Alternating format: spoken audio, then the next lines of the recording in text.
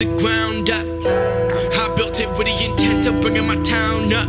Y'all getting all wound up. Y'all getting all telling me, yeah, it's impossible. I'm looking at it like, nah, that's an obstacle, bruh. I set that goal so high, on the way up, I catch fire. Now in from above and never look back at where we took off. Just light that sky up because Bharat Thakrar started off making photocopies before being passed over for a promotion at ad agency McCann. He then ventured out alone and started up his own agency in 1982 called Scanad.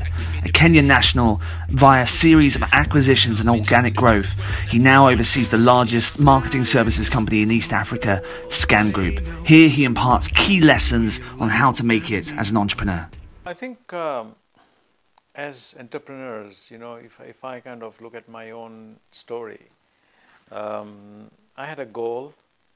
I kept focused to the goal, and I think if you keep seeing the goal, it's a little bit like, you know, you want to go to a particular mountain and you see the mountain and you see the road, and sometimes the road goes kind of dips. When the road dips, you don't see the mountain, and sometimes you don't even know how long the dip is going to be till you come up again, and then you again see the mountain.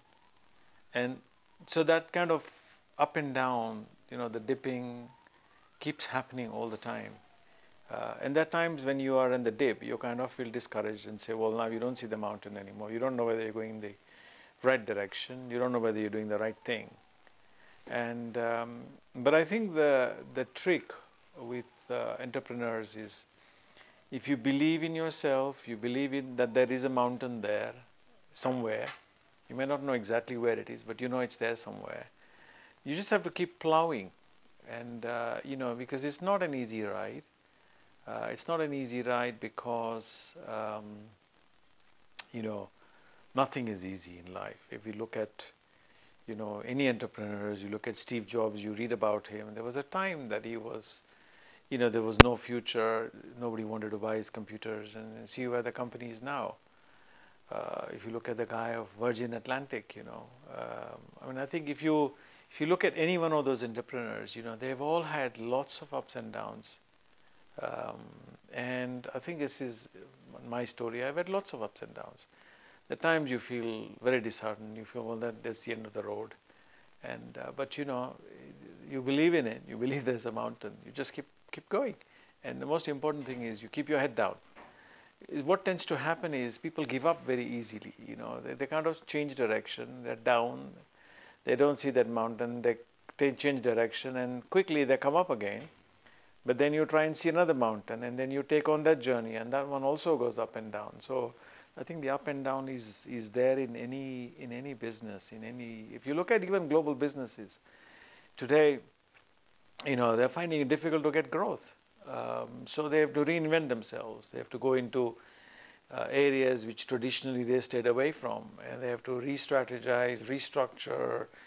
You know, if you look at the big multinationals, they re-strategize, restructure every 4 or 5 years. And they in fact do it by design now, because they know that the dynamics change so quickly, and they kind of like to prepare and plan themselves. So they kind of, you know, re-energize, regroup, restructure. The word re is a very common word, and if you have to keep re-energizing, this is where it comes from. That if you don't have the robustness to do that, then you're not an entrepreneur. You see, when you work for somebody, then somebody else does all the worrying for you, and you're just being. It's a bit like a ship's captain, right? The captain decides where the ship is going to go. The passengers in there are just going for the ride. So either you go for the ride. If you're not an entrepreneur, if you are an entrepreneur, then you have to lead from the front, and that means that you have to prepare yourselves for all the ups and downs. So I think that for me is really the key lesson that I've learned, which I think when I kind of look at the lesson I've learned, I kind of look at what others in my own peer group, in groups below me, above me, globally, you know, it's the same learning. So there's nothing different, whether you're in the US, whether you're here, whether you're running a $500 million company or a 5 million shilling company, it's the same thing. So there's nothing, there's nothing unique about it. You just have to be prepared and be, follow and have the conviction. I think that's the key word. Have a conviction that it will all eventually come right, as long as you keep going at it. Right? That's it.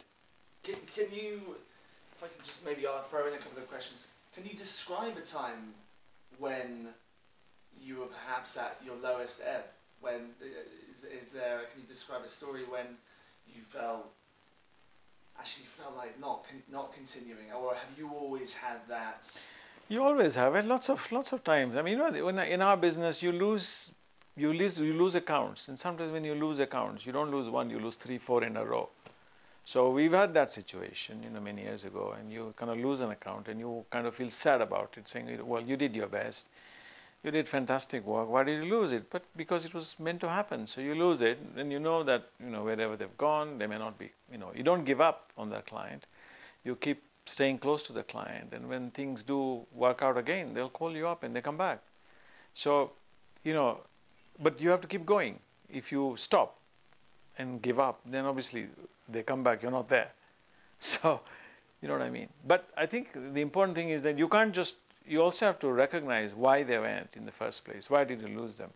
So when they do come back, you have corrected, you have improved, you're offering better, your pricing is better, your service is better, your quality is better.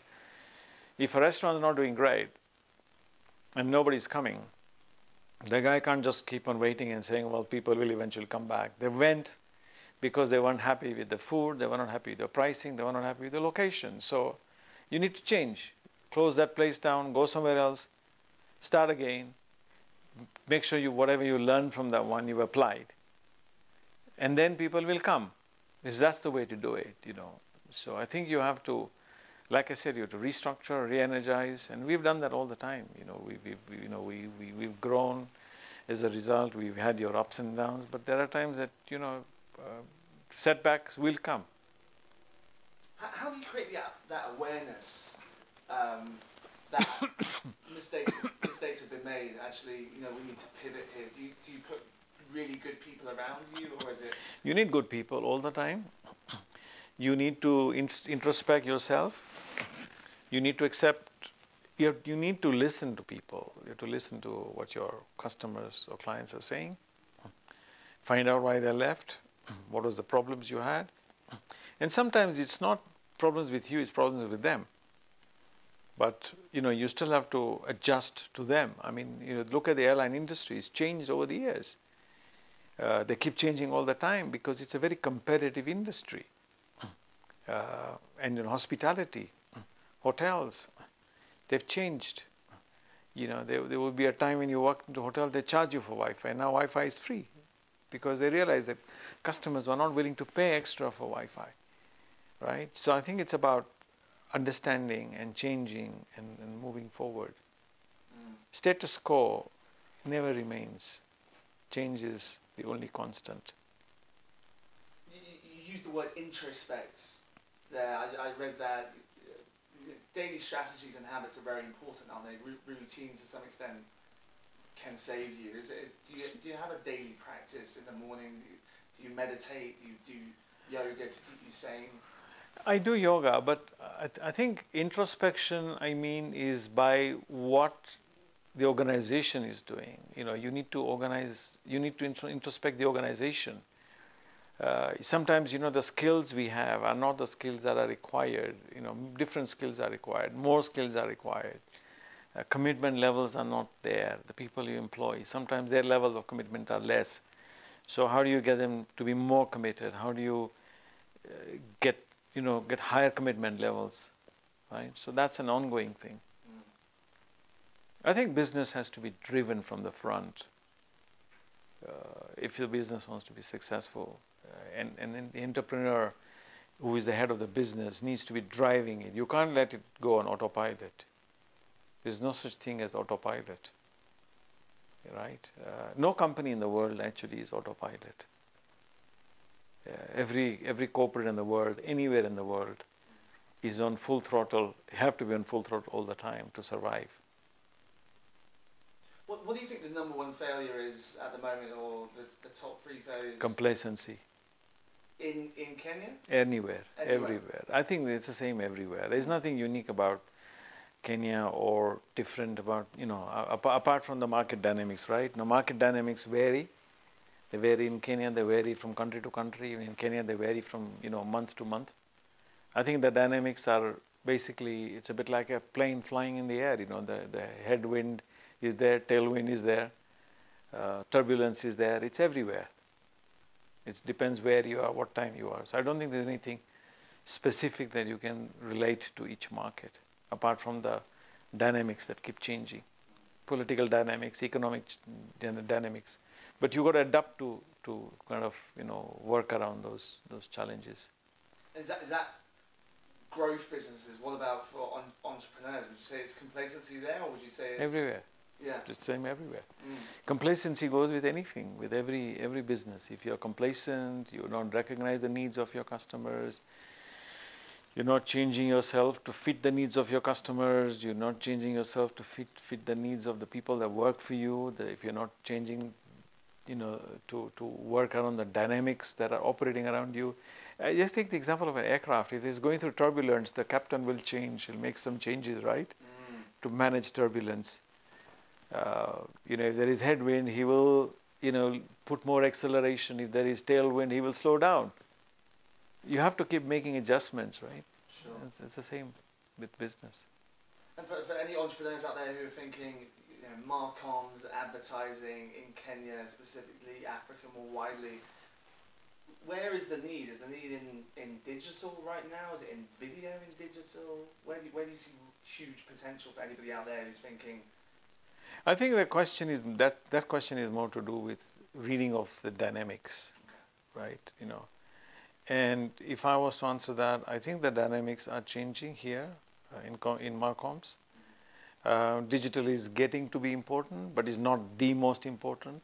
Like people are, I think people are giving it far more importance than it actually needs. Traditional media is still strong. Television, radio will remain so for a long time, even globally. Content is good, but remember one thing is, if content is not relevant, it's not going to get any traction, right? So if you're talking about something and if it's not interesting to the viewer, they're not going to watch it just because it happens to be there. There's always the pause. From the ground up, I built it with the intent of bringing my town up. Y'all getting all wound up.